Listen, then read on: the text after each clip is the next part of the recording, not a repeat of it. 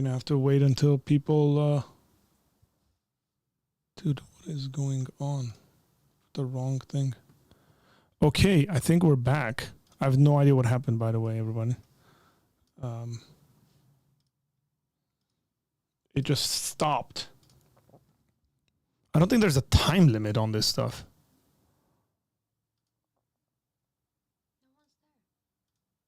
We were gonna have people jump in, so let me see.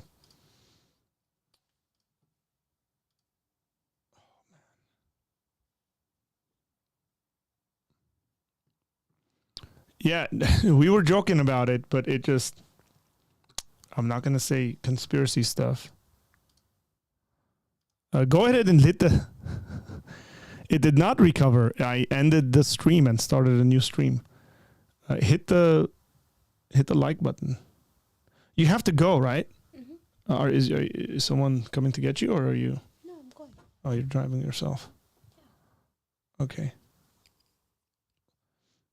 Man, that was a bit weird. No, maybe it was the comments you made. Who knows? I hope that doesn't get taken down. My wife comes in here and she says stuff and they take the stream down. YouTube, I said we were joking. Come on. Come on now.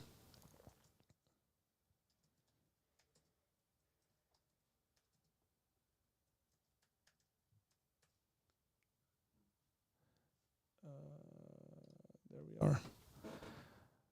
Okay. How many people did you have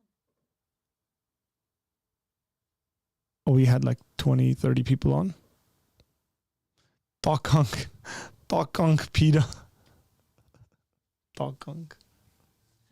Like Talkunk.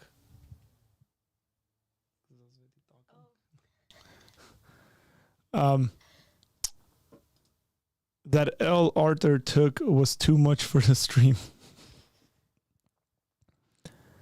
Just saying, guys. Yeah, it was weird. That was weird. Are people texting me?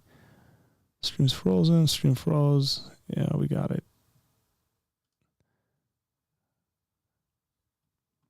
We're waiting for folks to jump back in here. Do you have that beard? Did you have that beard when she married you? Yes. Not as handsome. No. Of a beard. It wasn't as bushy as. No, it was under control. Trimmed, yes, and I call it handsome, dirty handsome, and I love that. I don't like no beard. I wouldn't marry him if he didn't have a beard. Because she didn't want to marry a woman. So guys who don't have beards are women? How dare you? That's a comment. Forgive me, guys. You should be banned for that. He's a joke. He's a joke. Take a joke, guys. Take a joke. Don't get all... That's very offensive. I'm offended. You're offended for guys who don't have beards? Yeah. Look, I don't agree with that notion, by the way. I don't agree with the fact that like no guy can grow facial hair. But for some people, it doesn't match them. And it's okay not to have facial hair. It's not. Yes, it is. It's not. Yes, it is. They should at least have a mustache. No. Ew. How about I keep a mustache? No. I get rid of this and I have a nice mustache. No, thank you. Like the way they used to do it in Iran. The Iran mustache. No, thank you. Why not? I've seen your dad with pictures with the mustache. Yeah. How many years ago? Long time ago. Yeah, exactly. Saad says, I'm thankful for such women who like a man with a beard. So am I, bro. So am I. Araz and Emma have the same taste. So they ended up marrying bald and bearded and biblical guys. Yes, I'm happy for that. Yes. I praise God for that. And I'm sure Emma does for you too. It's very offensive. What's offensive? The British people get offended at everything, so that doesn't count. Jerome is British. We're not. Anytime the British person gets offended, we're not okay with it. Why? Because they get offended too easily. Okay. I don't agree, but okay. Ashley, I'll send you the link to join. To join where? The call. Oh.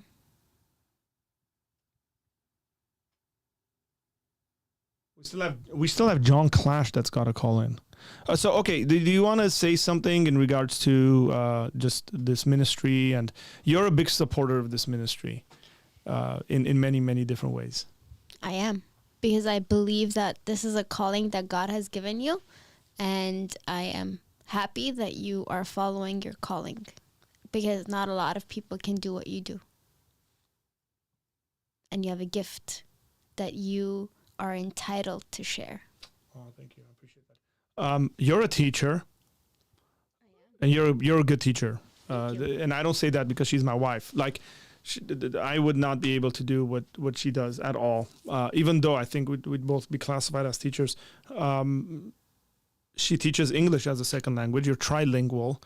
You speak 3 languages very well, pretty well. You speak 3 languages. Would you say English is your strongest language? Mm-hmm. Yeah. Definitely. And then Armenian and the Farsi.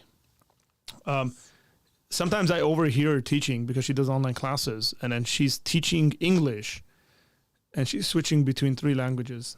I was going to ask, this is going to sound weird. I just realized it's going to sound weird. How good of a teacher do you think I am?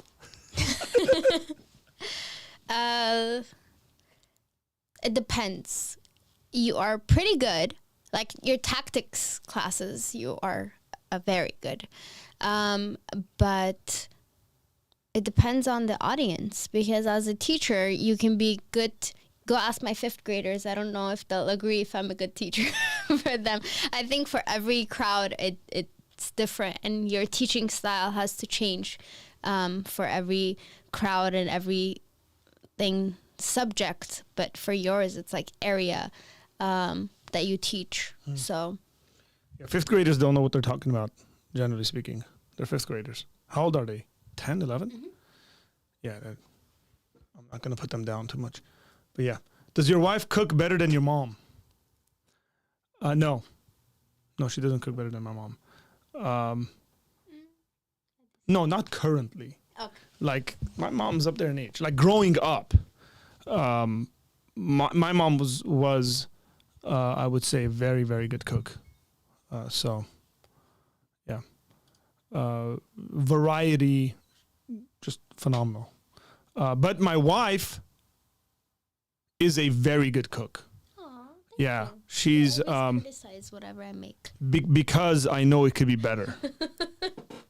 I was speaking about like men and female like roles and stuff, and I was like for me, it's important that a woman knows how to cook. And some people probably thought that was chauvinistic or something like that. But that would have been a deal breaker for me if my wife didn't know how to cook, or at the very least when you get married, if she goes, no, I don't cook, I don't do that. I'd be like, it ain't happening. Sorry, like you gotta be willing to learn. She makes really good food. When we were in Armenia, she was cooking a lot more.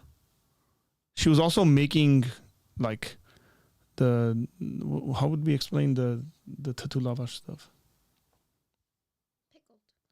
No, tatu lavash. Oh, tatu lavash, a thing.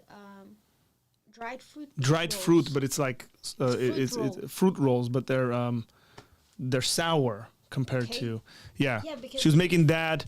She was making some bomb dolma, borscht. Borscht is a Russian dish for those who don't know. Really, yeah. So she makes. Don't go into that. Huh? Don't go into that. Into what? Because Ukrainians do not agree that it's yeah, it's like kebab. Oh, Iranians are like cello kebab, our kebab. Turks are like kebabti. It's a regional food. Okay. Well, you have to go, so I'm going to let you go. We got John Clash waiting on the line. John's cracking up. John, what's up, brother? You get it. You know what's up, John. Right? Definitely. One of the things that sold me on my wife was she made this shrimp, and he said one of the things that sold him about getting married to his wife was the shrimp she made. Hey, dudes, that's the reality of the thing. Hey, what does your hat say? Aras, thank you for joining us. Appreciate it. Have fun wherever you're going. I'm going to celebrate with my students. Oh yeah, she's going to celebrate with her students that we hit 4K. My hat's. I don't know. My Wi-Fi is tweaking. Hold on. I don't know if that's me or you, but it's probably me because my Wi-Fi is always tweaking. Give me 1 sec. Let me hook this mic back up, guys.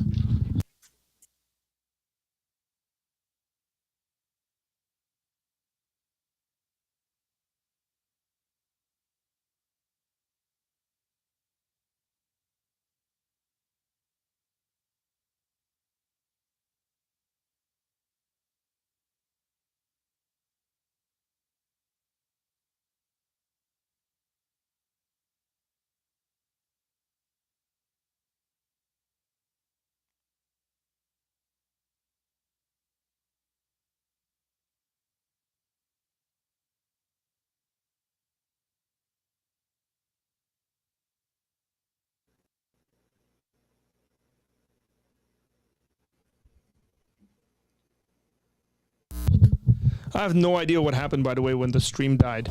That was really weird because we were saying stuff and joking, and then it just.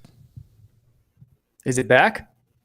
Yeah, no. It's the stream died earlier on when I was talking to my wife, and we're joking about some stuff, and I was like, "YouTube, please don't cancel us. We're just joking. We're just having fun." Because she mentioned something about. I don't want to say it. I'm scared now. Yeah, don't mention it again. Don't mention it again. It was insane. Like literally, the stream just died, and then my Ecamm software was like, "Do you want to keep recording?" And I was like, "Okay, sure." Trigger words. I doubt they would just shut it down like that. Nah, probably not. It's probably Wi-Fi or something. Yeah, it could be, but then it was just like popped back up. So whatever. I just didn't want to separate this into two different streams, but I guess we have to because I wanted to have one long 5-hour stream. Yeah, that's super annoying. And I can't even like edit them together afterwards or something. But it wasn't even usually Ecamm. Usually Ecamm will give you an option to continue streaming. Yeah, like resume streaming. It didn't give me that. It just said it ended. And just keep recording, which again, I don't think it was a Wi-Fi issue, but it could have been, possibly. I got to pay attention to the chat. So John Clash, tell us a little bit about yourself. You have a YouTube channel. Again, you're one of those guys that has been super supportive of the work that I've been doing here on the Apologia Center. You created a creators chat where we've gotten to know a lot of people like Daryl, like John Adams, like Jeremy Collins, like Ashley. We could just go on with names. Some of them might not be okay with me just saying their names, but lots of really cool channels. We worked on creating another YouTube channel called the Why Jesus Network, and so you post kind of everyone's content. Yeah, we're gonna kick that back in. Doing podcasts on there as well. I was just in the process of the move, so yes. Now I finally got a little setup. I actually have a little connection right here that I can get another router to plug directly in over here, so I don't run into the same issues that we had when I was at the other apartment. Oh my gosh, it was like the second we got more than one person on the stream, it was like. Yeah, how is that on the island, by the way? Like, yeah. So is just a Wi-Fi situation a mess on the island? You pay a price for living in paradise. That's what I would say. It's just hit or miss, sometimes it's solid, man, like solid. And then other times it's like, yo, what is going on? And nothing will change. Like the weather's not different. Nothing changes, and the Wi-Fi just decides to it's like dating somebody who is a very emotional person, right? It's like things are going really well, and then they just look for a reason to ruin things. That's what the Wi-Fi situation is here in Puerto Rico. That's nuts. That is nuts. So tell us a little bit about what you do on your channel, what it's about. You got your hands like in a little bit of everything. You were on the Cultish podcast as well, talking about your background. Yeah, that was a lot of fun. That's why I got the hat. Okay. Yep. Yeah, that was a lot of fun. So on my YouTube channel, I just started it a little over a year ago. And yeah, are we tweaking? No, we're good. We're good. Just go. Just go. I'll let you know. Oh, all right. All right. I was just making sure. I'm scarred. I have PTSD from Wi-Fi going out. But so I started my YouTube channel just as like all right, we'll see what happens, right? I was doing movie reviews and then like sprinkling some Christianity in there and talking about stuff I wanted to talk about. I'm probably gonna bring the movie reviews back, and just like discuss them from a Christian perspective, right? But then I kind of just I made a few videos about like why I don't believe the universe is God, why I'm not an atheist. I made a few of these long before I decided to quote unquote start a YouTube, and I got a decently good response from some of them, but I still thought nothing of it. And it wasn't until Angel actually reached out to me, Angel Keyros, it's in Yeah. our group. He Kirosh. Yeah, he wanted to interview me for something, right? And so he interviewed me, and then I had so much fun on the interview. I was like, you know what? I think I'm going to take this thing serious. And then I was watching Ruslan for a while, and I was a Patreon of his, still am. I love that dude stuff. And thank you for like being a patron with us as well. Yeah, of course. Man, if I was like a gazillionaire, I'd be everybody's Patreon. Like I really would. Appreciate that. But so he had the YouTube reviews that he did.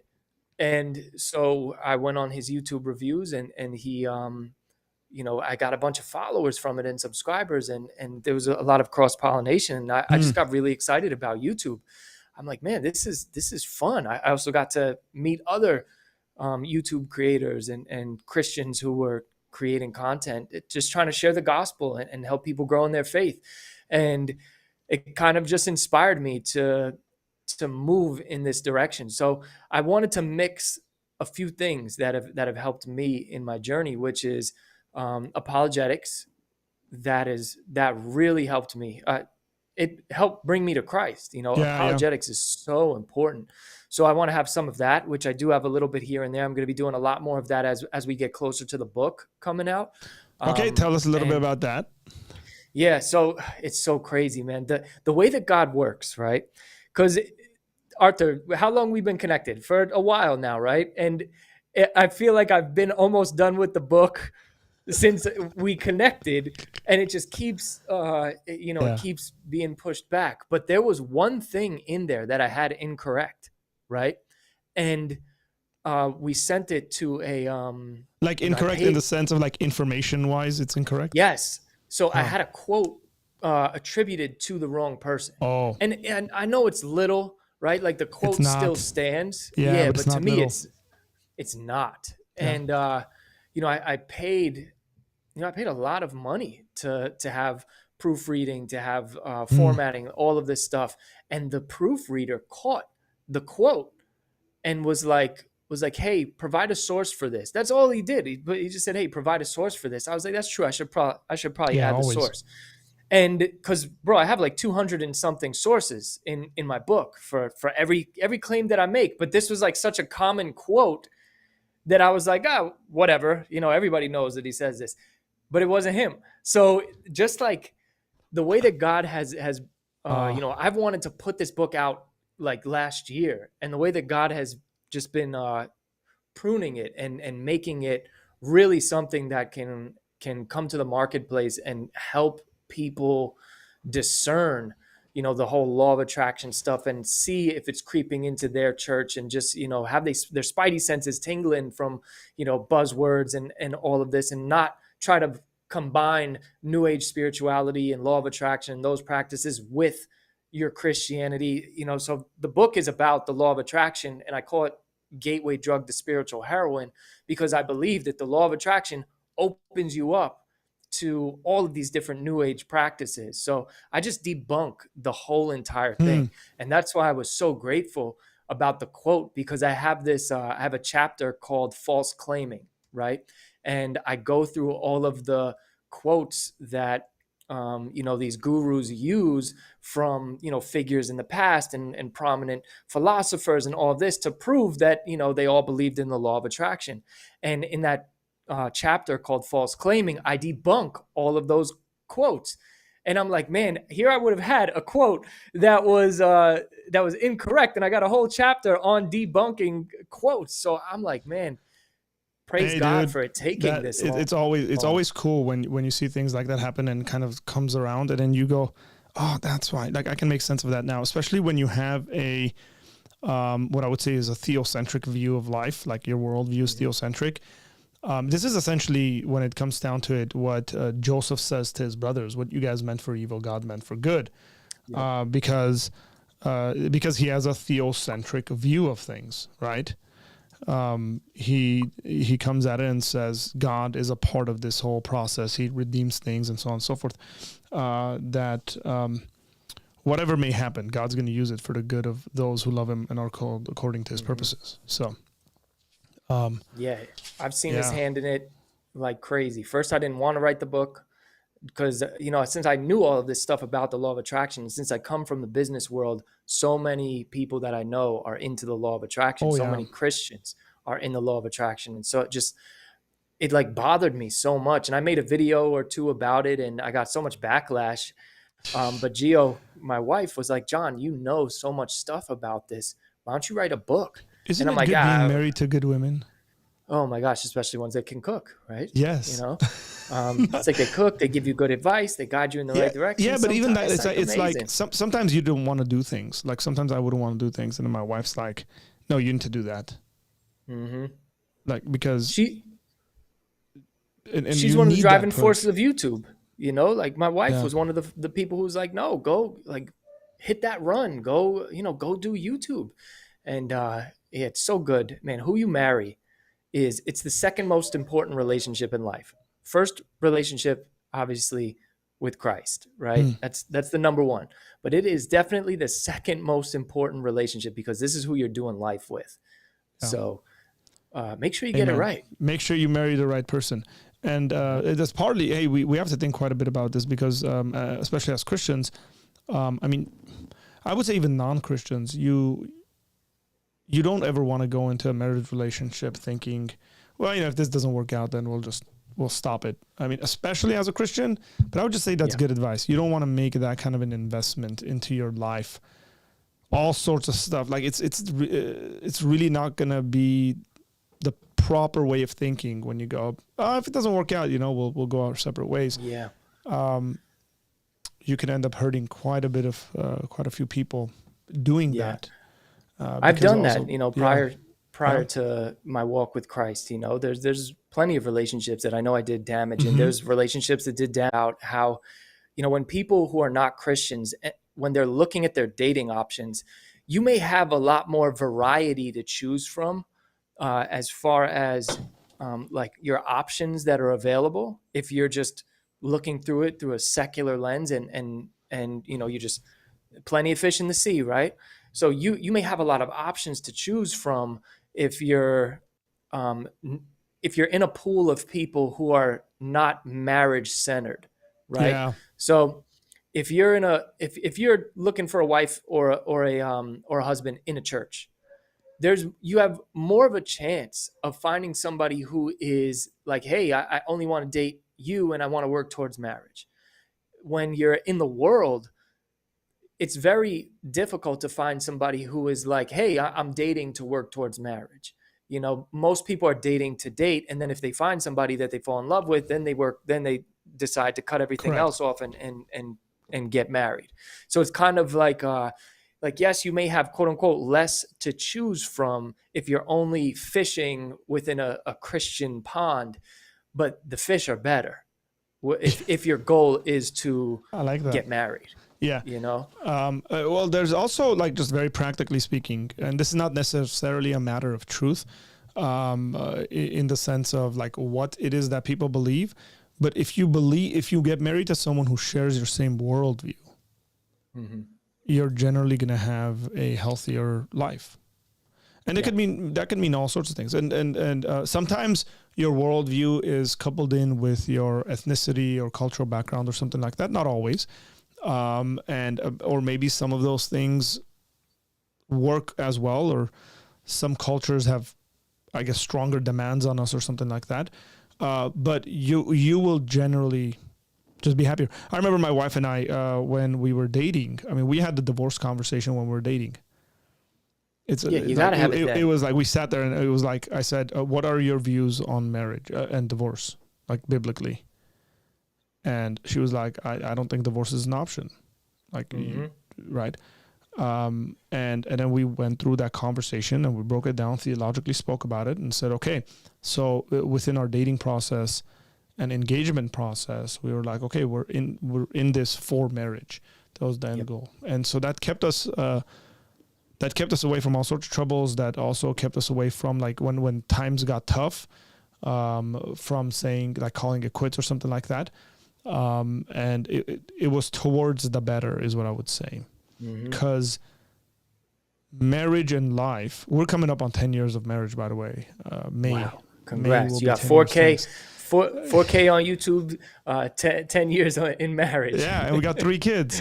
There you go. Those are some good numbers, bro. Yeah, they are good numbers.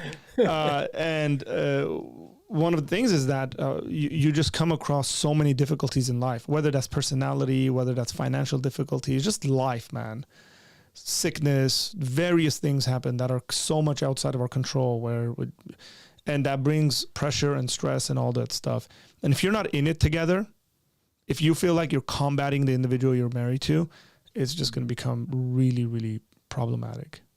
Yeah, having both sets of eyes on the end goal, especially, your end goal is Christ, is to know Him, right? Like that is the pursuit of all. That should be the pursuit of all Christians.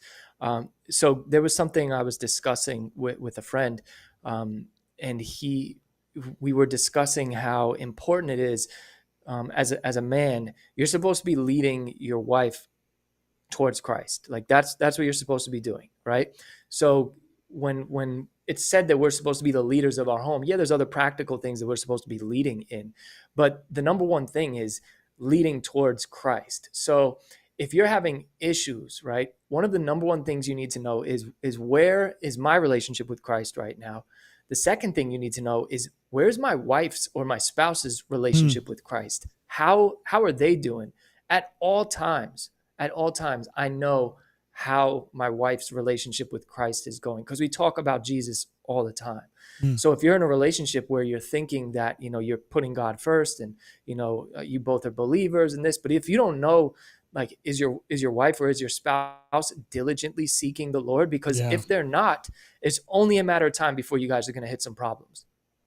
Correct. It's just, and you're going to hit problems regardless, even if you are both focused on the Lord, but they're different types of problems. And if you're both focused on the Lord, you can get through them together. And look, I'm only like, 2 years into marriage. I'm not like some, this is me just, I don't want to start a YouTube channel like Jay Clash's advice on marriage. I'm just, I'm just looking at things biblically. I look at my pastor who's been married for so long. I look at these couples who've been together for so long, and Christ at the center. It helps you get through everything. That's wisdom, right? That's wisdom. You get to pick at the wisdom and the experience of others. I mean, I thank God that I had older believers around me who had been married obviously longer, or when I wasn't married and had kids and families and stuff, and they would speak into my life. It's like, hey, do this. This is some practical advice that you might want to do. And then when you realize, hey, they have a pretty good family. They have, no relationship and no family is perfect, but it's functional, it's good, people are understanding, there's humility, there's forgiveness, there's all of that. Then you go, cool, like let's keep at it and let's put into practice the stuff that that these people have told me, because it just works. Yeah. One of the things that helped me when I was single was I got plugged into a church that most of the people there were older than me, but I was going to the small groups and I was around people who've been married for, some of them longer than I've been alive, and being around that environment, I was like, oh, this exists. this is real stuff here. And then also meeting my pastor's whole family. The whole family's involved in the church, Mm. and their kids are pastors, or they're in the worship team, or this. And I'm like, man, they're doing something right. And I'm pretty sure what they're doing right is keeping Jesus first. Like that's probably what they're doing right. It's interesting. Sometimes we like look at families like that and we go, oh, it can't be this perfect. It can't be this good. Like we want someone to be like off the wall nutty in every single family and stuff like that. And the reality is that's just not true when it comes to healthy families. Yeah. There is such thing as healthy families.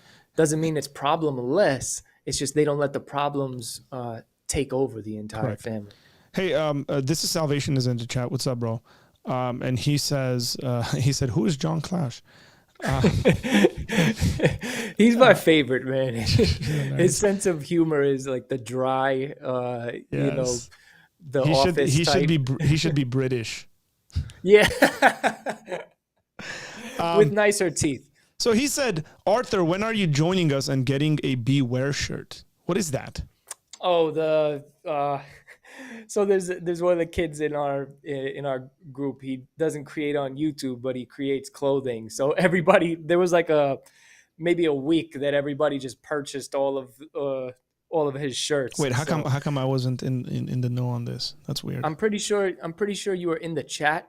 But just because you're in the chat doesn't mean you're in the know, because some things move quickly. Dude, sometimes I open it up and there's like 200 comments and I'm like... I know. Like, yeah, I don't think I'm going to read all that. I mean, I scrolled through it and I'm like, okay, let me see if anything's like I want to respond to. But it's just like sometimes it's just conversations that, that might have been one of those things. Send me the link, dude.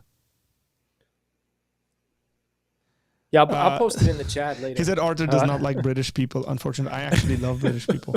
They can say anything. They can say anything, and it just dude. Sounds if I so had a eloquent. British accent, I'd be mega famous right now, bro. I think of like Christopher Hitchens, right? Yeah. When I listen to his arguments against God, he has some points that'll make you think, but his rhetoric, coupled with his British accent, oh man, could turn anybody into an atheist. Like it is just, it's beautiful. Yeah, you know who speaks well like that from the Christian side is Os Guinness.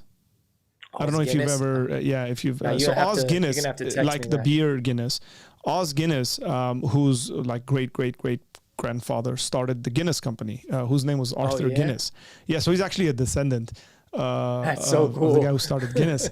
And they were believers, by the way. They've been generationally believers. Gonna make me drink again. I haven't drank in so long. Then don't drink.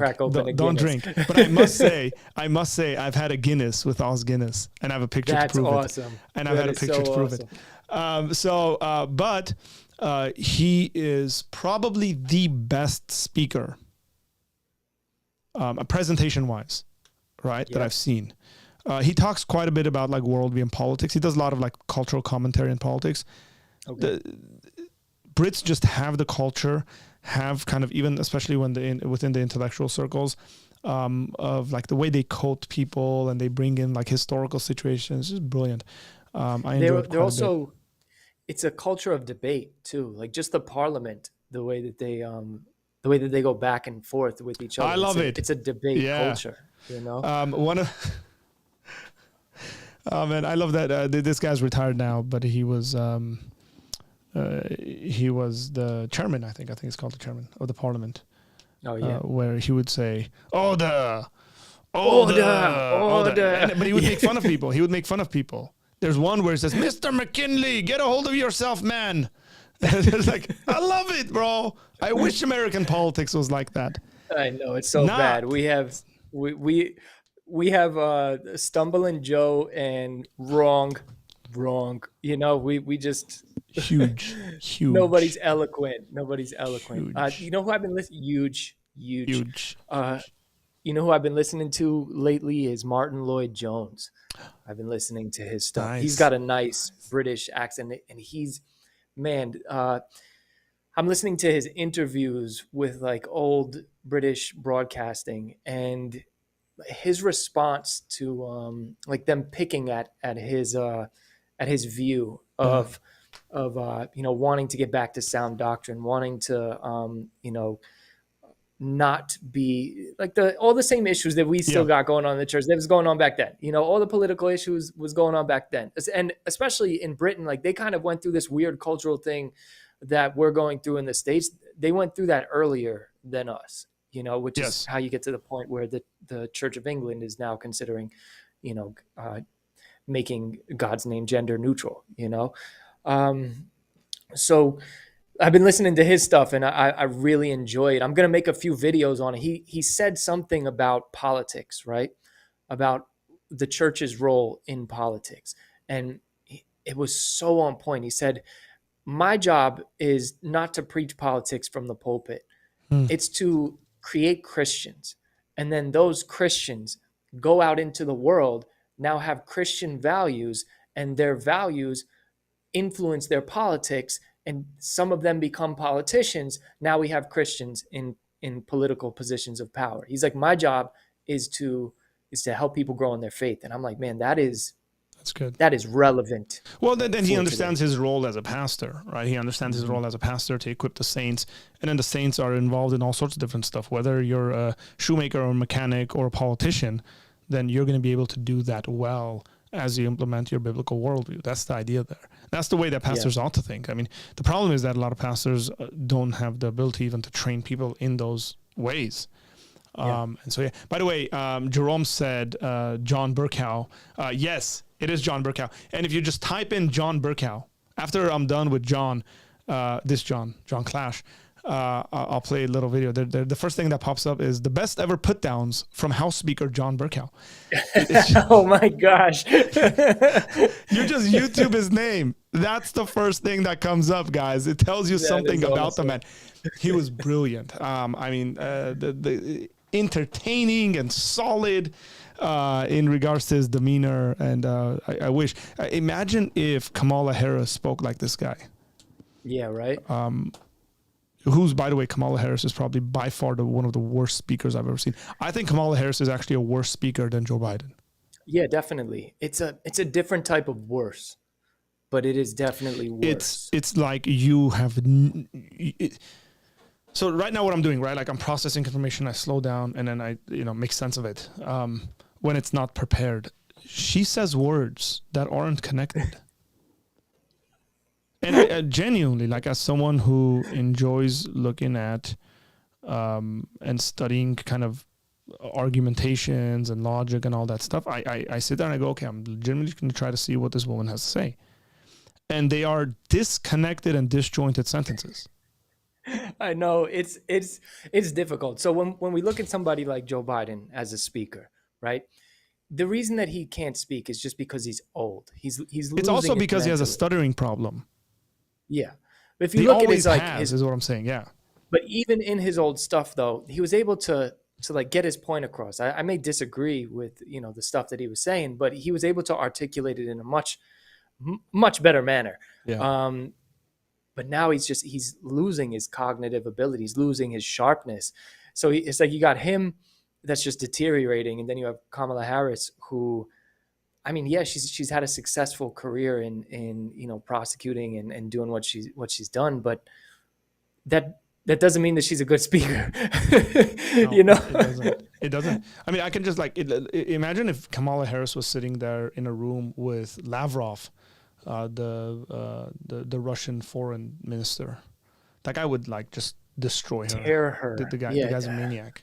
He really is. We need strong people. We really do when it comes to and strong in the sense of individuals who are able to articulate points, argue their points, and then convince the individual sitting in front of them. Yes, they need to have good communication skills. If you don't have, I think Ron DeSantis has better communication skills than most of the politicians out there. Yeah. There's this other guy right now, this young dude. I don't know. I keep forgetting his name, but he's running for president, and he's on the Republican side, but his way of speech is so. I mean, his points are good, but his way of speech is so enticing. I'm like, I wish I had the guy's name on the top of my head, but I'm like, this is the type of conversation we need, right? We need people who can articulate a Yeah. point, who can go to the other side of the world, sit down with a world leader, and be able to articulate the issues that we have, and help them to understand what it is we're trying to accomplish here, and not just be a good photo op. Correct. Yeah. By the way, Encouraged by Faith says Asadurian Clash 2024. I was not born in the United States. Unfortunately, I cannot ever hold the office of president of these United States of America. Maybe fortunately, I don't know. I mean, those laws are interesting to me. It's just weird, like being born here. I think that we might need to revisit that at one point or another. Like, I get the motivation behind of it. But what about if somebody, like, I have friends who came here when they were 2 months old, like that disqualifies them. So they what they might want to do is like put an age thing. I know, again, it's arbitrary, but before like 5 years old or 10 years old or something. Something like that. I would agree, especially because people who aren't born here, many of them appreciate it more than people who are. And what you really want from a leader is somebody who loves the country that they're leading. And I love this country. Like, I do. I love the United States. I was born here, but I love it. It's so, I mean, I live in Puerto Rico, right? But it's still an extension of the United States. I love, like, by the way, the guy I think you're talking about is Vivek Ramaswamy. That's him. Yep, that's him. That's Tom. Thank you, Tom Kachaduri.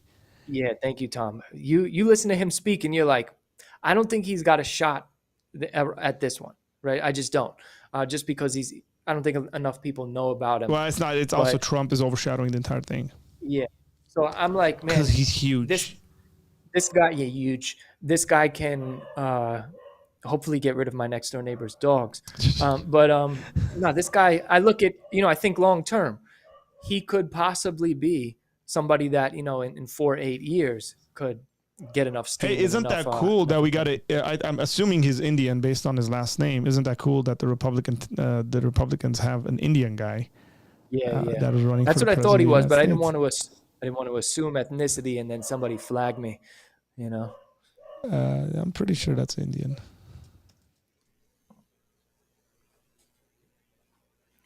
So I bought this thing. It I'm sorry, the dude went to Harvard and Yale, bro. Really? Yeah, he went to Harvard and he's his BA is from Harvard and his Juris Doctorate is from Yale. Oh yeah, so he's a successful entrepreneur too. Yeah, so he's he knows his stuff. So I don't think he's got a shot this year, but I say continue to run anyway, so that way you can build that momentum into the future. Yeah, he is of Indian descent, by the way. Okay. So I ordered these machines. Well, one little thing where it's supposed to stop dogs from barking. My neighbors, like, I don't know what it is out here. They just don't tell their dogs to be quiet, right? So I bought this little machine where whenever a dog barks, it sends out a like high pitched frequency, and it's supposed to make them stop. Like, whenever they bark, they hear the frequency. They bark, they hear the frequency. So today I'm testing it out. But the issue is I have dogs in the front, dogs in the back, dogs over here, and dogs over here. And I only got one machine. So I just been like moving around whenever I hear the dogs barking and like putting it over there. Put it like on the fences everywhere. So stay tuned. I'll give you guys an update on that's interesting. on how that goes. Hey, you were on the Cultish podcast and people can find that anywhere? Yes. Because it's very interesting. Like people come from like atheism. People become Christians from atheism and various kinds of religions. Yours was very similar to what a lot of people say. Like, I'm not religious. I'm spiritual. I'm into these sorts of things. What we would generally classify as New Age ideology. Yeah. Correct. I would say I was agnostic, but I participated in spiritual things. Got it. That's like when I psychoanalyze my past, and I'm like, what the heck was I doing? Because I got this one layer of my life where I'm like super hostile towards God, and I actually get to a point where I think Christianity is stupid, and I'm like, yeah, there can't be a God, like all this stuff. But at the same time, I'm participating in Santeria. At the same time, I'm doing law of attraction stuff. But I also did not know that law of attraction was New Age. I was practicing it because I thought it was scientific. I thought it was, pseudo-scientific. Yeah, a lot of this stuff does get kind of showcased as like scientific, like religion and superstitious, but we got like science to back this stuff up. Yeah, I would say the only religions that have science working in their favor would be monotheistic religions, because you have the beginning of the universe. You have all this science that points to the beginning of the universe, and I think that creates a good argument for the existence of God, because something had to start it, and I would say that something has to sit outside of time, space, and matter in order to cause time, space, and matter to exist. So I think that if you're thinking scientifically, probably Christianity, Judaism, and Islam would be the top three that you could pick as far as it goes to that point. That actually really helped me, though, because when I was studying this stuff, I was able to cancel out New Age spirituality and like Buddhism and Hinduism because of science. Because they all believe that the universe is God and that the universe is infinite. But I'm like, that's you're pinning your claims against what we know to be true. Right? So if you're doing that, then it's just difficult for me to believe anything else that you're saying. Yeah. John, I have to let you go because I'm going to have Ashley call in. Sounds good. And then I got Daryl calling in. Thanks so much for calling in, brother. Nice. God again, bless. if you guys want to watch John Clasher's channel, I mean, he's tagged in this video, so you can go check out John Clasher's stuff. And then also check him out on his testimony stuff on the Cultish podcast is phenomenal. So make sure. All right, guys. God bless. Congratulations again, Arthur. Thanks, brother. Appreciate it. We're gonna pull a video to watch before we get Ashley calling in.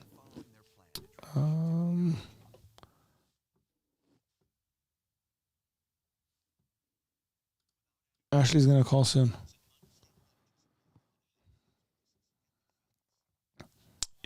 Order!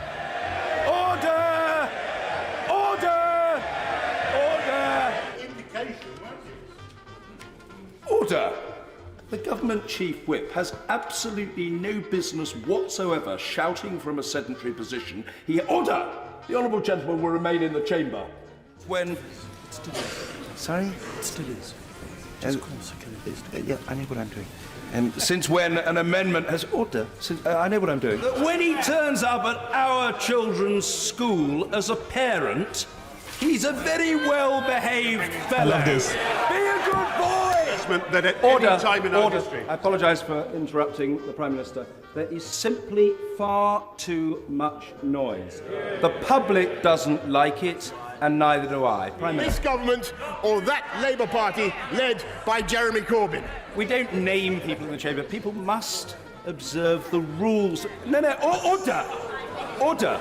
Order, I am simply and politely informing the Prime Minister of the very long established procedure with which everybody, including the Prime Minister, must comply. Mr. Lewis, get a grip of yourself, man.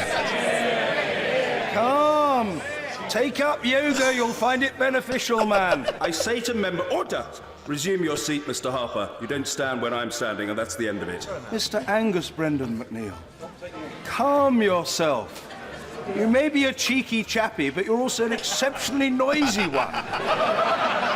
The Prime Minister will please withdraw the word idiot. It's unparliamentary. A simple withdrawal will suffice. We're grateful. I want this job. Put it back. No. Order. I must order the honourable gentleman to withdraw immediately from the House for the remainder of this day's sitting. This is intolerable behaviour as far as the public... No, it's not funny. That sticker on the subject of Brexit happens to be affixed to or in the windscreen of my wife's car. Yes. And I'm sure the honourable gentleman wouldn't suggest for one moment that a wife is somehow the property or chattel of her husband. You are well-intentioned and principled, but you are overexcitable and you need to contain yourself. It requires you to take some medicament, and so be it. After the imposition of the migrant ban by President Trump, I am even more strongly opposed to an address by President Trump in Westminster Hall. She's asked the question. I dealt with it months ago. I've reiterated the rationale for the way in which I responded. The matter has been treated of, and I am leaving it. He's brilliant, by the way. I love it. Oh, the cheapy. What did he say? Cheeky chap. He said you might be cheeky chappy. But you're a loud one, he said. Dude, that would be a phenomenal job. He just puts people down.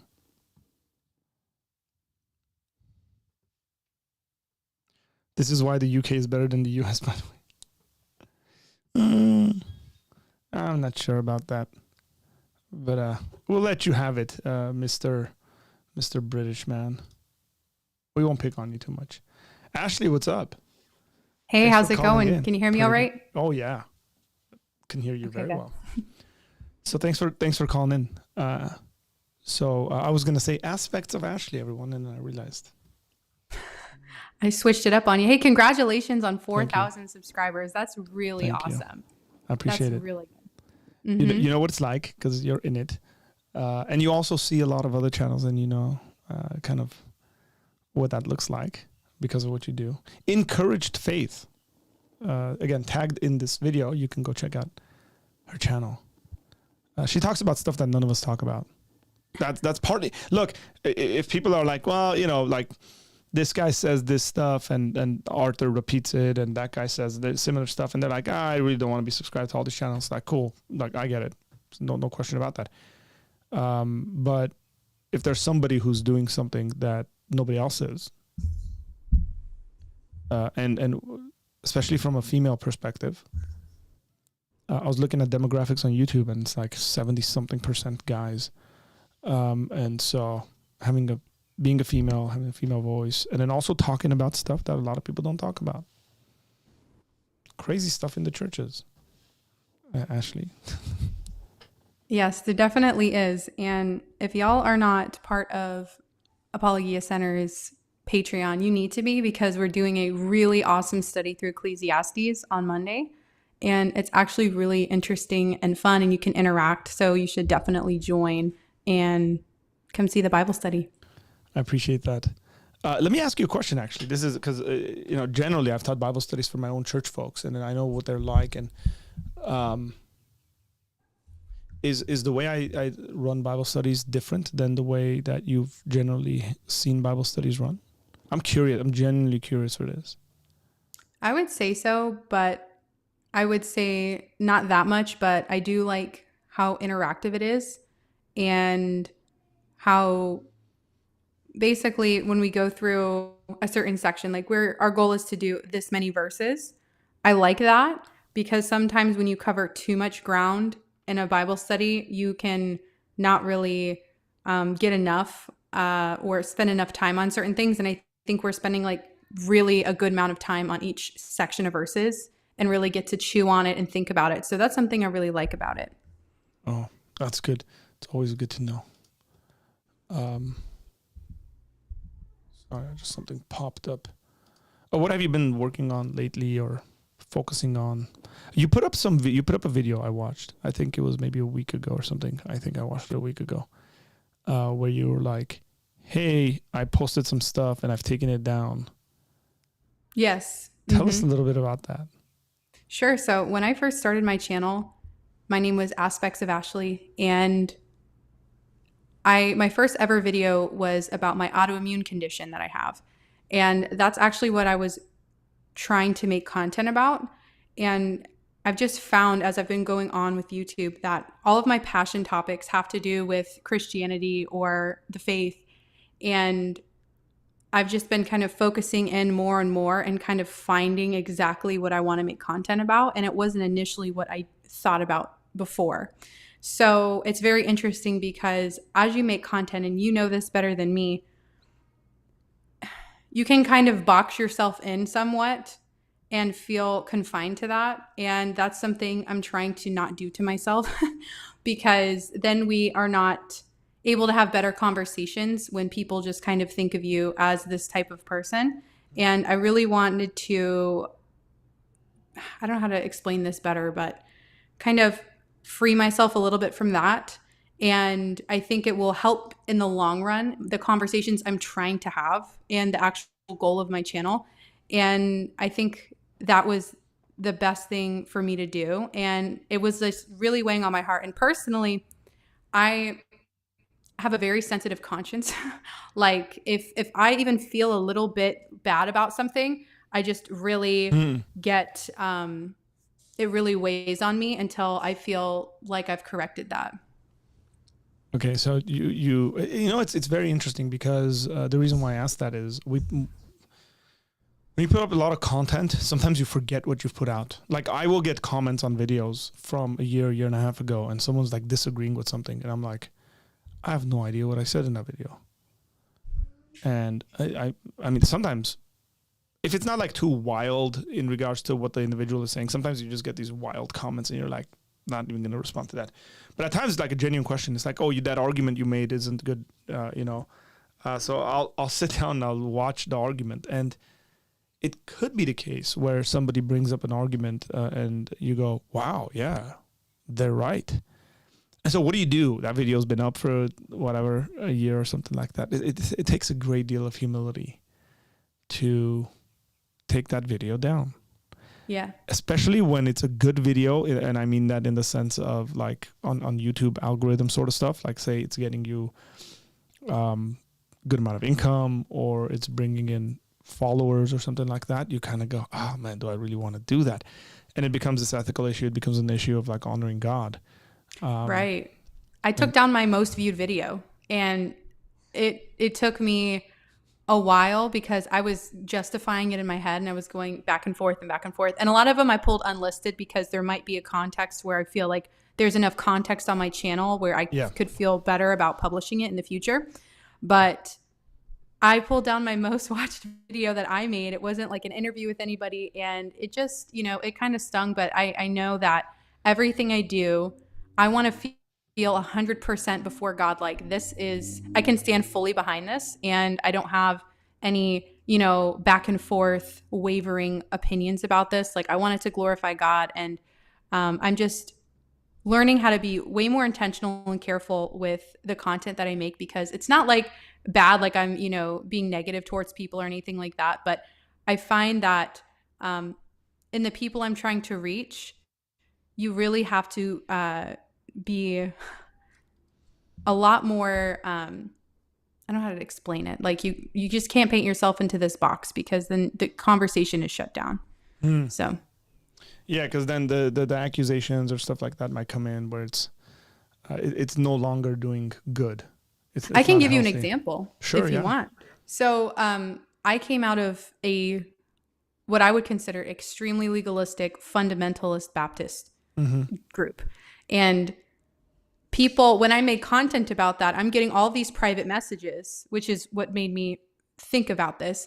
People think that I hate that group, or that there's nothing redeemable about that group, or I came out of King James onlyism, and people assume I don't like the King James Bible.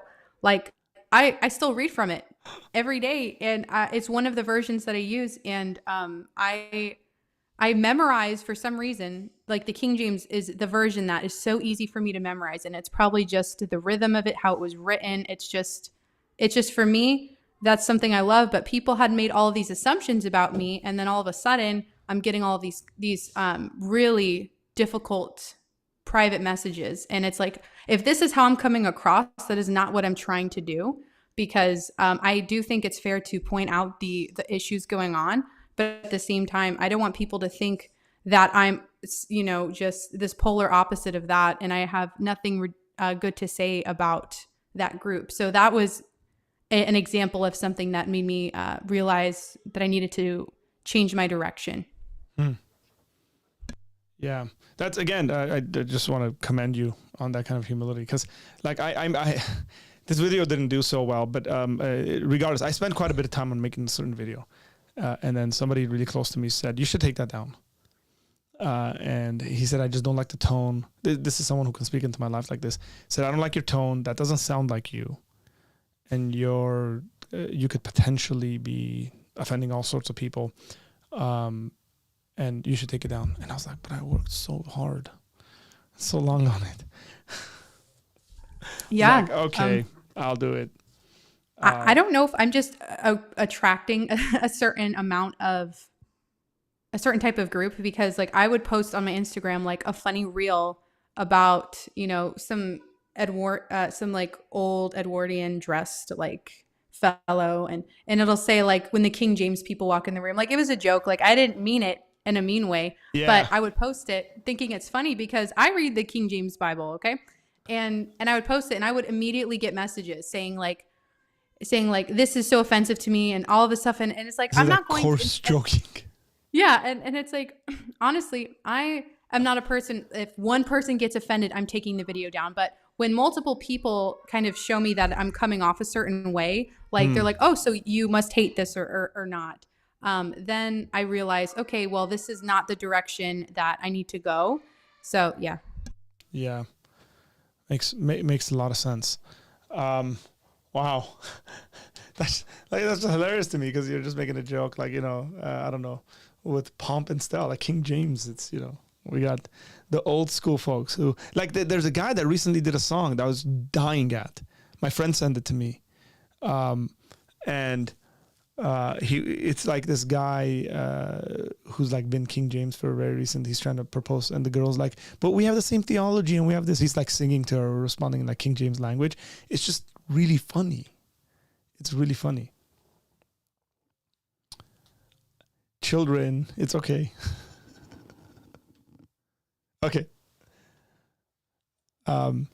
Hey, that's live. Sometimes my kids open the door, by the way, when I'm going live, and they're just like making noises and stuff. You guys can't tell because I got a nice poker face. Everybody, I have evidence that Arthur Calvinist #1. Oh wow, he has evidence that I'm a Calvinist.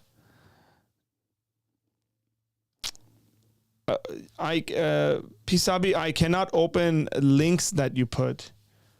You can email me if you want. Or because we're so good friends, Pisabi, you can also text me. Because you have my number. You can text me. We've become really good friends. We good? I don't know. Hopefully. They I mean, while I was waiting to come on, my girls were being so good, and now it's like WWE SmackDown it's out there. Like that, yeah. And I'm like, of course. So, but I know exactly the video you're talking about because Mike Winger just shared it recently. It was hilarious. I love stuff like that, but I'm sure they're getting. Yeah, and I'm reading through the comments and people saying like, I like the KJV, but the KJV only song is hilarious. Yeah, I think it's. Can you hear my kids screaming? If so, I can. I can, but it's fine. I'd hear children screaming all the time. They were literally being so good, and I'm like, oh my gosh, this is not gonna last, of course, but it's okay. If you need to go, just let me know. You're more than welcome to. I mean, thanks for calling in. I'd appreciate it. Sorry, I'm getting texts here.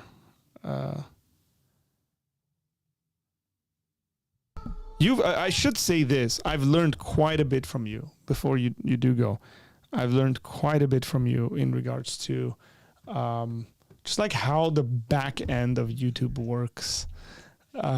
Because sometimes we just like look at people and we go, oh, that's cool. That guy like blew up, or that girl blew up, and they're doing this and that. And then you're like, I remember you sending me a message. You're like, well, you know, if you want like a professionally written email to invite someone as a guest, I will do that. And I was like, wait, people do that? And I was like, no, of course they do that. It's just like there's things of that sort where I've picked your mind about it and said, okay, Ashley, what about this? What about that? How does this work in that context? So it's really good stuff. And I really like the conversation you and John Clash were just having about marriage, because I just finished my biblical counseling class for marriage and premarital counseling. And so thanks. And I just started one biblical counseling for emotional problems. It's like anger, depression, and fear. So that's that's going to be an interesting one. But I'm really finding a lot of interest currently and passion in biblical counseling and what does that look like, and comparing the different types of I don't want to use the word therapies, but because biblical counseling is not therapy in a clinical sense, but the different philosophies behind counseling, because people think, oh, there's secular counseling and then there's biblical counseling. And I'm like, there is a philosophy behind secular counseling. And I've just been really interested in that lately and really looking forward to possibly making content about that as well. Very nice. That would be brilliant. Like very, very necessary. So, Pisabi, when Ashley leaves, we can bring on we'll open the link up for your evidence that I am. He is claiming that I'm a Calvinist and I have been lying for a very long time. And he has evidence that he sent my way, so I got to show that. What did you think about Mr. Pisabi? I call him Agha Pisabi because that's Farsi. I was laughing hysterically, and then when he roasted me, I laughed, and it was nice. I don't know why, but it felt good to be roasted by Pisabi. I don't know why. It was. He said, "I discouraged your faith." Go away. I did. I cackled. I was like, "Ha, that was a good one." He got me. I honestly wasn't sure if this was like a real like character or not. So I really tuned in at the right time. I was very blessed today by that. So it was very good. Well, look at that. Yeah, he. I think he's gonna come on quite a bit. He's so good at it that people even can't tell whether that's a real character or not. It was very good. Yeah. So everybody, again, congratulations. 4,000 subscribers, and here's to 4,000 more. And thanks for having me on. Thank you. Thanks for calling so much. Appreciate it. Okay, Mr. Pisabi, Agha Pisabi, we will show the evidence that you've sent my way on Instagram. This is the evidence that Agha Pisabi has that I'm a Calvinist. This is literally a picture of me. That's Professor Doug Guyvet, who was with us yesterday at a men's breakfast, and it says my name where the Calvin is, and it says Calvin on it. So if wearing a shirt that says Calvin, by the way, that's Calvin Klein. That's a brand. It has nothing to do with Calvinism. If wearing a shirt makes someone a Calvinist, and or anything that they're representing, then we'd have a big problem. I mean, then that would mean the people who won the bald, bearded, and biblical shirt, when they wear it, they automatically become bald, bearded, and biblical. What do you say about this? Because I deny the accusation that I'm a Calvinist. I'm not a Calvinist, but that was a really nice shirt. I really enjoyed wearing that shirt. It fit really well. The material was a really, really good material. But good try. But you don't get any candy. Good try.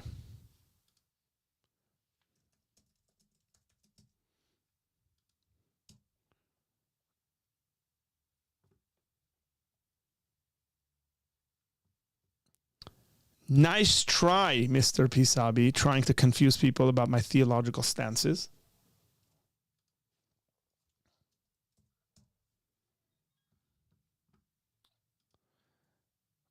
Ladies and gentlemen, we have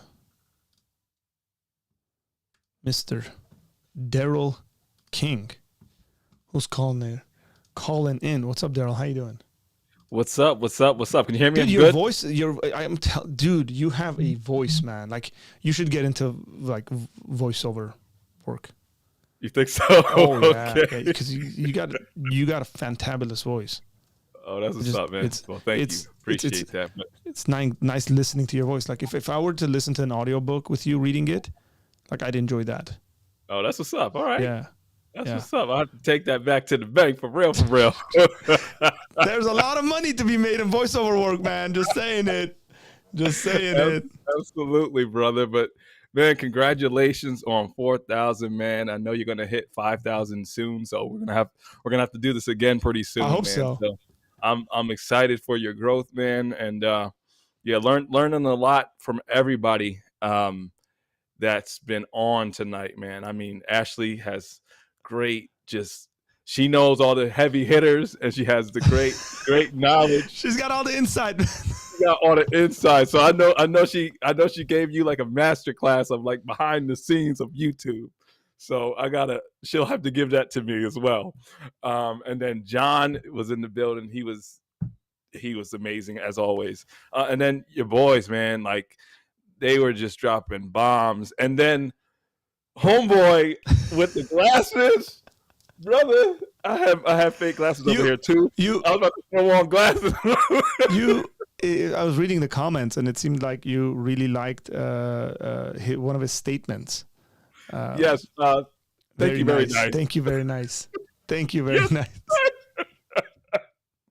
Thank you very nice. I was like, yes, sir. I think I'm going to steal that for real. You got to use that. You got to use that somehow. Yeah, man. Thank you very nice. Thank you very nice. Hey, you got a channel. It's just Daryl King. You can search that. It comes up. Or you can just go to @TrinityTruth05. Yes. And your shorts boomed recently. Yes, and, sir. Your channels, what am I looking at? Dude, last time I looked at it, you had like 30,000. I'm looking at it now, and you got 40,000. You're almost at 41,000. That is phenomenal, man. And you guys do interviews and podcast sort of stuff as well. Yes, no, I do interviews with Christian content creators, and I'm going to be expanding that to just content creators in general. Nice. And also my viewers. I'm trying to get my community involved as well, because we need more Christian content creators out here. Ruslan always says we need to contextualize the gospel and reach this digital world, and the youth is just, their attention span is short, so that's why shorts are blowing up, and all the platforms are trying to figure that out, especially YouTube.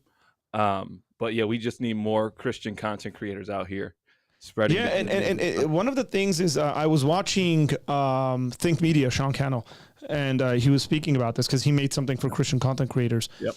And he was talking about like, hey man, like I create content, I teach people how to do YouTube, and just my faith comes out because I'm a Christian. But like it's like I can't do a Christian review of like a good video camera, right? Yep. Like it's just a video review, and I do a good job at it. And that's one of the things I love, that sort of thinking, because I'm specifically doing this as a ministry. But one of the things that should be said is, hey guys, this is a way for you to develop either your brand or you already do something. Pristine Auto Detailing, for example, who was on earlier today, this dude can, like, he teaches people how to do auto detailing, man. Like, who doesn't need their car washed and cleaned properly? Every time I take my car and have somebody else wash it, I'm disappointed because I'm like, oh man, like I wouldn't have done it that way, or they missed this or that, and it's like, well, this dude is providing content. It's like, use this, use that, do this, and it's just, for me, if you have something to say in regards to that, you might be really good at a specific thing.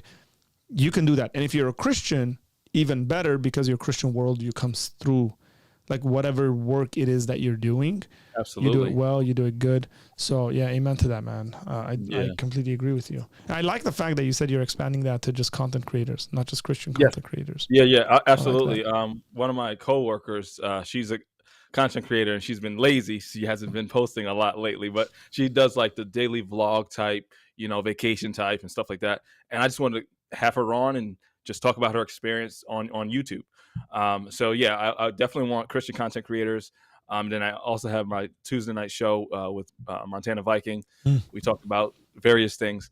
But yeah, I just want to kind of expand that. But when I was talking on my celebration last week, how we need more Christian content creators, it doesn't necessarily have to be Bible teaching, Bible preaching. It's like whatever you do it as unto the Lord, and you're bringing in your Christian worldview. Correct. So it's whether it's planting a garden, whether it's fishing, whether it's whatever, like you can do those things, but you're a Christian as you do those things.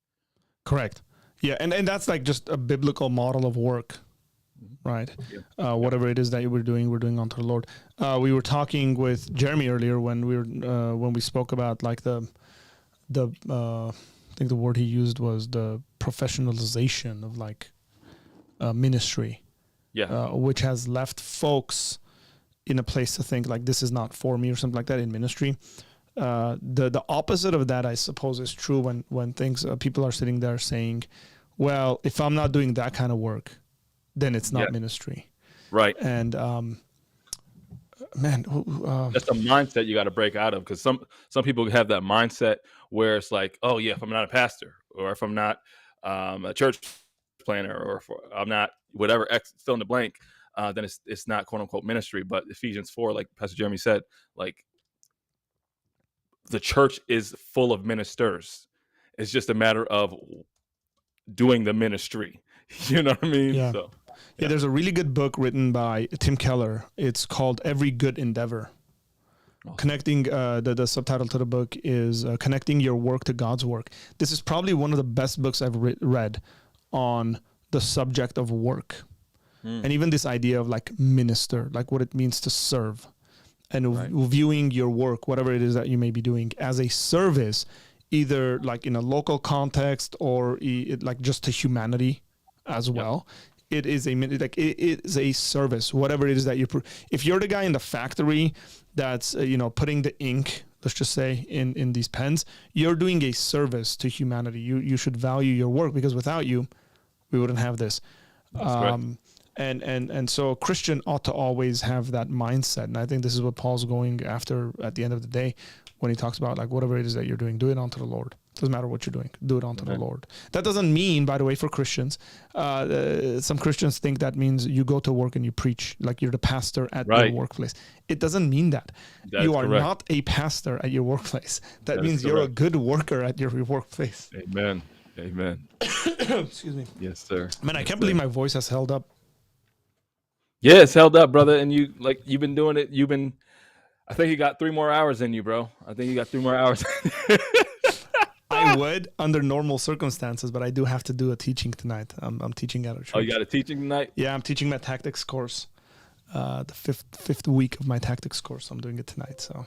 Gotcha. Yeah. But yeah, brother. Congratulations, man. Thank you, man. I see a lot of fellow YouTubers in your chat, and fellow community members on my channel coming from your channel. And I like how John said cross-pollinate earlier. Oh yeah, I like that. Because I bumped into John's content from a picture that Ruslan posted in his community tab, and I was like, "Who's this guy?" So then I went to John's page, and I was like, "Okay, let's get it." Like he was. I was like, Kindred, he's from New York, rap, all that stuff. And I was like, okay, let's go. And then I bumped into Pastor Josh at Jesus in 5. I think I had him on CCC first. And then he was like, yeah, let me get you connected to everybody. And then when he told me about the Telegram, and I was like, whoa.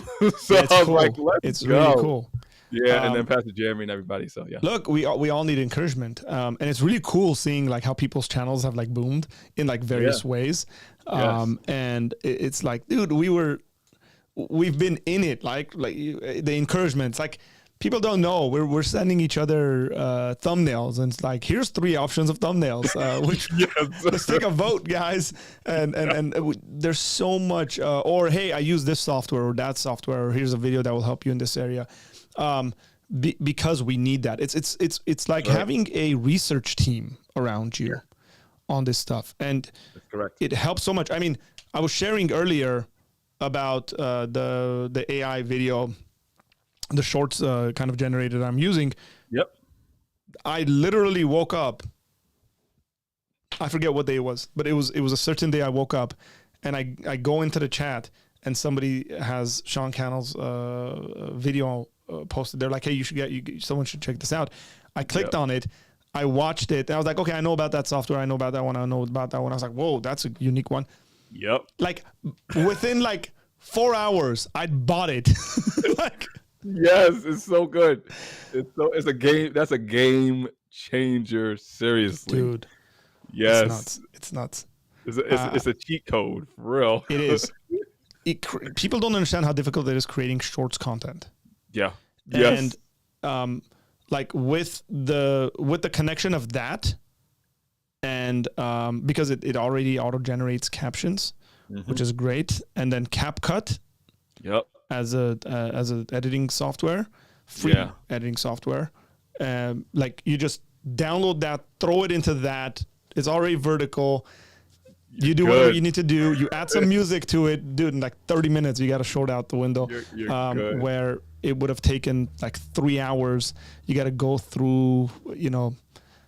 It's you can even create shorter content, not short form content, but kind of like a 2 to 8 minute video with that stuff really well. So absolutely. That all comes out of the cross pollination kind of stuff, working together, encouraging one another. What I love mostly is like how theologically diverse we are in that group as well. Like, yes, it's absolutely. Cool. Absolutely. I've learned so much, and you know me, I stand where I stand, but I'm more gracious than most, just because I talk to a wide variety of Christians, and you know I've talked to people that are not reformed and cage stage not reformed, if you know what I'm saying. Horrendous. Those are the guys I gotta calm down. so they're like, what? Calvinism? That's heresy. That I never believe in a God like that. And I'm like, take a breath, man. Slow down. And it's just like they're like, you know, one of them said like, Daryl, you're the complete opposite of reformed that I think in my mind, because you're not forcing it down my throat. You know, I'm like, it is what it is. You know, like Pastor Jeremy said, on the essentials, like that's where we need to have our 100% grounding, lock arms, let's go. You know what I'm saying? Because, you know, here in America, we could rock and roll, do what we do. But in other countries where persecution is for real, yeah, man, it's like they love one another. They just love one another. They're just like, if I get to worship with you, if I get to read scripture with you, pray with you, like, because we might end up dying together. That's the other thing. Exactly. Yeah. So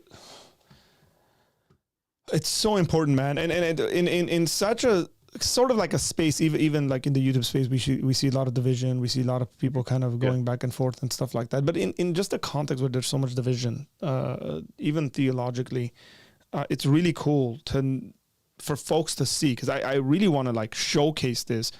There's a lot of us in communication with each other that theologically, like I would most likely not become a member at a Presbyterian church, right? Like I could be friends, but like, and it wouldn't make sense for me, like in good conscience, to like sign off on I'm good with all these doctrinal statements. I mean, I taught at a school where one of the lines was like, you can't believe that you can lose your salvation. And that's the one I was talking about earlier when I was talking to my buddy. I literally had to put a little asterisk next to it and then write a little note, and I had to talk to the dean like, hey, this is what my view is. And it's not, you can't really lose it. It's not that. It's not that you can't lose it. But I don't even use that kind of language to speak about it, right? Like I to a certain extent, I don't know about individual people, but here's what my view is. Like, are you okay with that? And they were like, yeah, it's cool, because also it's not the subject matter I was teaching and stuff like that. But like, if you're going to become a member at a church or say yes, like if you got to commit to all these things, like I wouldn't in good conscience be able to do that. But absolutely. But again, that doesn't mean I can't have a relationship and do ministry where we have like all the agreements, you know, and people have to see that quite a bit. People really need to see us doing that and showing it, because that's all. At the end of the day, Jesus said, "The world will know that you are my disciples by the love that you guys have for one another." That's right. Absolutely. And we want to really showcase that. Yeah, and we want to showcase that, and we all have different lanes and different people that we can reach. So, like you have a different reach, and your reach is gonna continue to grow, just because you have a certain methodology. Like I love the way you do your lives, because for me, like I think people always have to hear something, and you just rock with it how you rock with it. Like you could have like 20 seconds of silence looking over here, and you know the camera's looking at you, and then you look over here, and then the camera's still looking at you. You're not saying nothing, and you just like, and then you come back. Then Yeah, it's just okay, so I'm thinking that's what's going on, right? Like it really is, and I do that in normal conversations at times, cool. and you know, if and it's just weird looking at people. I'll tell you another thing. When I look straight, I'm seeing myself because it's the camera's through a what's it called? Teleprompter. Yeah. No, it's Okay, teleprompter. So I see the screen, and I just don't like looking at myself. That's just feels weird, man. So that's why I'm looking to the side. But it's important to think through things. I think sometimes when people ask really, really complicated questions, we can't. Like if I've heard the question 1,000 times, like yeah, I'll come at it or something like that. Pre-recorded stuff, you can always script it, you know, so it sounds a lot better. But in normal human conversations, when somebody comes at you and says, "Hey, what about this?" You're like, "Whoa, that's a good one. I've never thought about that," or "I've thought about it, but I'm not as fresh on it," or something like that. And then you can give a proper response. Yeah. I appreciate that. Sometimes when I go back and edit things into shorter form, it annoys me so much because I'm like, oh man, there's a 20-30 second gap between the last time you said something. So I'm happy that people are like, hey, we're cool with this. That's just your style, man. And like I said, you reach different people. Because sometimes in my mind, I'm like, man, I want to go live, but like 18 other people's going live at the same time. And just like, man, should I go live? Because I'm only going to have 1 or 2 people sitting watching me. But it's just like, and Sean talked about it in his live. Like, there's 5 billion. There's like at least 2 billion people. Yeah. Users on YouTube daily. So it's just like, yeah, if 9 of us are live at the same time, YouTube is going to push us out to other people. You know what I'm saying? So, and that's who I want to reach, other people. So my thing right now is getting that large community, getting those large subs in the community. Because a lot there's so much people, man. It's nuts. Yeah. You know, you don't know the shorts is killing it right now, but it's like you got to get those shorts over to know you. You know what I'm saying? Yeah, so you got to translate them. And you're doing well with that. You're doing well with that. I noticed. Do you do YouTube and IG still, or just YouTube? No, I do. No, I'm doing IG. Okay. Yeah, it's. I like the Instagram stuff so because people can immediately kind of have access to you. Like if they send a message, I'll see it. Or YouTube comments, it's a bit different. Private messaging, I enjoy a lot more when we're talking about people's personal issues with the faith and stuff like that. Yeah, I mean, it's at a place where it's manageable to that extent. I still have my notifications on. But if I realize it's too much, then I'll turn it off. Both. No, I'm saying, do you do IG live still with YouTube live? No. Okay. No. Okay. I'll tell you why. I'm waiting because Instagram Live has they've essentially given the right for people to go live from Ecamm. Oh. But they've only like randomly given that to people. Okay. And the way you would know that is, by the way, this is like a hidden gem sort of thing. If you go to your Instagram account on a browser, and there is a create, there's a plus sign where it says create. You hit that, and if the thing that pops up immediately is select from a computer, you don't have it. Okay. If it pops up like you can go live, then they've given it to you. And from what the research I did was they've just randomized this. It's not like you could be a guy that has 100 followers and you have it, and then you could be someone who has like 100,000 followers and you don't have it. So they didn't roll it out to big accounts or something like that. But I'm waiting for that day where I can simultaneously include that within my my Ecamm kind of. Because you can almost put it out there, then I'll do it. It'll be easier to manage. So yeah. Yeah, because it's going back and forth. Like I do that. I didn't do that today, but usually I do that with Twitch because we're getting some people on Twitch that are joining. Awesome. So it goes here and then Twitch. That's good, man. Yeah. That's good. Well, I'll give the floor because I know you probably have some others. So that I wanna come dropped the on, man. link. I dropped the link in the comment section and pinned it. Anybody who wants to call in, we'll stay on for a little bit, and then I gotta go. Yeah, because I do salute want to to give you, my brother. voice a little. Thank you so much, man. Appreciate it. Yes, sir. Yes, sir. All right, man. So if anybody in the chat wants to call in, these were folks that we had spoken about calling in earlier. You're more than welcome to call in. Amanda, what's up? How you doing? It's always good seeing you in the chat. What's up? She said facts. That's interesting. I agree that the silence is good on the lives. It takes the pressure off. That's the unexamined sentence is not worth uttering. That's actually pretty good. That is hey, we might put that on a shirt.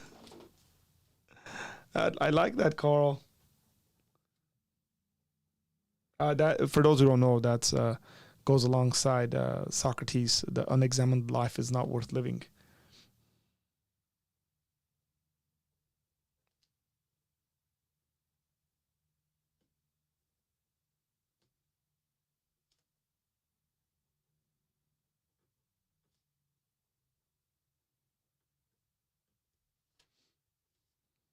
We're just gonna come up with shirts, guys.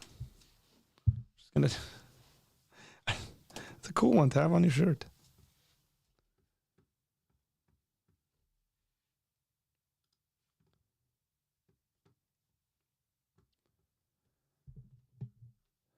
Buck keeps asking, the God made the firmament, the sky, and divided the waters from the sky. Could be either clouds or there was a layer of water. Some people think there was a layer of water pre-flood. There's various ways of looking at this, but what it shouldn't be is that the earth is flat. Because that's just silly.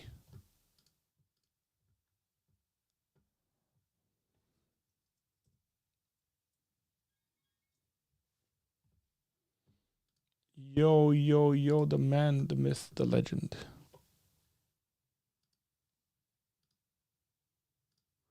Carlitos, what's up? Hey, what's up, Arthur? I have to drop by and say congrats for your. You're like the subs. you're like the opposite of me. I'm in the studio all day long, and you're outdoors under the sun. Oh, it's enjoying good, life. man. It's good. Weather's getting warmer. It's pretty good, man. I always keep saying, dude, if I wasn't a Christian, I'd probably be a sun worshiper. If you weren't a Christian, Yeah. Going back to your roots. So when it comes out. You get a boost of energy when the sun comes out. That's true. You know? Yeah, sometimes I just like go. Yeah, and man. stand, Congrats, bro. Sometimes I just go and stand outside under the sun, just enjoying the yeah, because it feels so good. Yeah, we need it. That vitamin D. Yep. I'm a buster. What's that guy's name who always calls when he's driving? Who always calls when he's driving? Storms. Jason Storms. Oh yeah. It's so funny. We haven't had Jason on when he's not driving. That's right. It's like sometimes I'm like, bro, go to your office. Go to your office. Bro, today it feels like your birthday or something. Yeah, it's okay. So, somebody texted me happy birthday, and I think it might have been the thing with my hat on it. It's not my birthday. He just wrote happy birthday. That's it. A good friend, and I was like, it's not my birthday. We're celebrating 4K. He's like, and then he said, happy milestone to Apologia Center. It's not even like happy milestone to you. It's like to Apologia Center. It's a completely different. It is. I mean, technically, it's a different entity. It's not Apologia Center. Is not me. It's an organization. But it feels like a birthday. People, gifting you. And that was there's well. these giveaways Look, and stuff. man. It's like a party. Look, I just say, Mr. Aghay Pisabi upon him just wrote, look, it's car in a car. What he doesn't, it's Carl Aghay Pisabi. It's Carl. There's Bro, an when I L was there. a kid, that was very common. When I was a kid, I had a pencil case, and someone stole the L out of the pencil case. They kept calling me car, so I'm used to that. Yeah. That's not. The thing is that Mr. Pisabi said, if you are a real Christian, you would do this, and then the Christians called him out, called his bluff. I doubt Mr. Pisabi would be a good poker player. It's funny because if it was to happen on a Muslim channel, they probably would say, "Oh, this is proof of Islam." This is that's a David Wood thing. Alhamdulillah. Well, he didn't expect that. Man, that poem, dude. That poem was hilarious. I think I'm gonna cut that poem out. Loud. Okay, I'm gonna cut that poem out and post it as a shorter clip. Yeah, because that would be an amazing short. It's amazing. Like that's a By the really, way, really good that poem. guy Daryl, I don't know if he's still here, but that guy's voice is amazing. Yeah, he has like a radio voice, like that, and he's got that deep tone too. Like I mean, look at my voice. It just sounds, I don't know, it sounds kind of like compared to his. He's got a sick voice. Like he can be the movie trailer guy in a world. Yeah, definitely. Or he can sing some songs with a super deep voice, like on YouTube, far away. I'm gonna try to see if I can get a haircut before I come to Tactics tonight. Are you gonna go bald? Yeah, well, I'm gonna. Depends on. I mean, I don't know if I'm not gonna pay $70-$80 to get a haircut. Bald. But put a razor to it. But yeah, I don't know if I'm prepared for that yet. Not your face. I mean, I do gotta fix some of this. Yeah, but your beard is. I haven't. Beard is looking good. Dude, I haven't shaved in was it 3 weeks? 3 weeks or a month, something like that. It's been crazy. Very good. You have a nice beard. I like Thanks, man. I should line it comb up, it out and make it. Yeah, mine just comes down, and then by the way, mine stops growing after a while. It just gets like fatter. It's weird. Yeah, I kind of feel the same way. It hasn't. I don't feel like it's grown. Hey, you've probably dealt with folks like this quite a bit, have you not? I have a flat Earth friend using the Bible to justify it. We need an explanation. Art, pass the ball. I didn't pass the ball. I'm tired of talking to flat earthers because when they use the Bible to justify their views, it tells me how much they understand literature, and it's this much. There's a lot of videos that are online that are responding to flat earthers. Number one of the things is that just a complete distrust. You have to be a conspiracy theorist to be a flat earther. You have to be. So like if you say, hey, scientists have found the globe is round, so on and so forth, they'll be like, no, NASA is on the conspiracy, and like there's no way you can talk to these people. Mm-hmm. Every argument you give, they're gonna come up with the reason for that is this. There was a YouTube video actually that was pretty funny where this flat earther was trying to prove something, like a light coming through something, and then it actually curved, and he didn't know what to do. Like live, he had no idea what to do. He's like, wait, this isn't supposed to be happening. For flat Earth, from a young Earth perspective, I mean, it doesn't really matter what perspective you take. But there's Danny Faulkner, Danny Faulkner, Faulkner. He's with Answers in Genesis, and he does a video on flat Earth. And he thank you. I mean, and I do want to make this distinction, dude. Young Earth is not flat Earth. Correct. They are not only thing. you. I would make that distinction all day. They're two different things. Yeah. There are young Earthers who are flat Earthers, and there are flat Earthers who are they don't generally have an opinion on the age of the Earth, but that doesn't mean they're the same. These people are bringing down young Earth, man. Yes, they are. Mr. Pisabi, upon him, said, I'm going to subscribe to Daryl. Very excited to finally have a good Muslim YouTuber. Mr. Pisabi, he's a Christian too. You seem to be assuming certain things. Aghay Pisabi. Stop assuming. How would we say assuming in a Farsi accent, in a Persian accent? Assuming. Assuming. Stop assuming. Arthur is triangle Earth. Illuminati confirmed.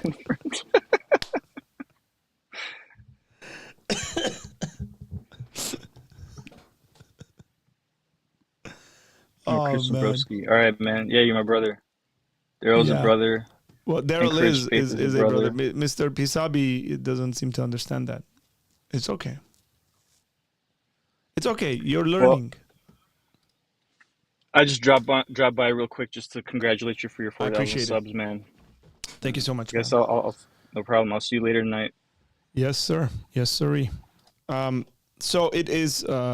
This live stream we've been on an hour and 40 minutes. The other live stream we were on, I think, 3.5 hours. So we were on for 3 hours and 24 minutes, 23 minutes. So at another hour, that's 4.5 hours, and at 40 minutes, 5 hours. Guys, we're actually 3 minutes above 5 hours, and so we have officially done 5 hours live. It's been done, and it's been great. I don't know how we would have been able to do this if it wasn't for you guys calling in and just having a blast and keeping the mood up, exciting, just lots of really cool things. So we did hit 4,050 subscribers. So during the stream, which was great. That's a cool number to be at. And is 911 Glock Carl? Yes, he is. Yeah, I mean, look, it's been exciting. I have stuff to do. We said we were going to do this. We were supposed to do this when we had 3,000 subscribers. We couldn't do it, but we were able to do it with 4,000. Thank you guys. As always, thank you guys for the support, the love, the interactions, just everything that comes my way. I really appreciate it. We will keep growing this community. And like it was said, I would say somebody said 5,000 next. Bigger goal, correct. Let's hit 4,250 and then 4,500 and then 4,750 and then 5,000, because I like to think in those terms, at least for now. But every single one of those is a milestone for me. Every single subscriber I see, that's a milestone. Because that means we're interacting and connecting with various people. So with all that said, I want to thank you guys. I appreciate you guys, and I will see you guys Monday. Take care. God bless.